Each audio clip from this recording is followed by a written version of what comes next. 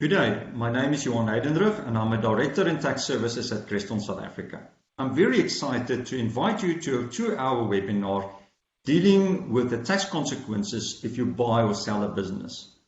In this webinar, I will deal with 3 important aspects. The first is I will deal with the tax consequences arising from the perspective of the seller, and then I'll deal with the tax consequences arising from the perspective of the purchaser of the business.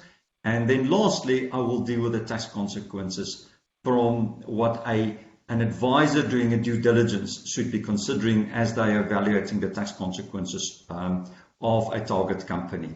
When I'm dealing with the tax consequences from the seller, I'll think about the differences of selling a business to selling shares, talk about selling your loan account in the company. We'll deal with the underlying assets, selling the fixed assets, the goodwill, the debtors, but also transferring certain obligations, including contingent liabilities, and think about how Interpretation Note 94 would apply to that.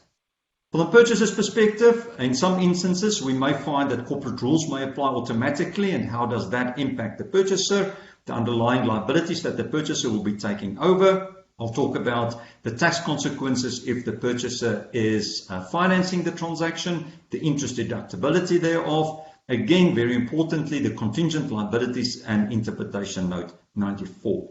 From the advisor's perspective, performing a due diligence, what are the type of things that you've got to be looking out for? What are the type of risk areas so that you can provide assurance to the proposed purchaser of a business? I'm really looking forward to hosting you at this very important webinar.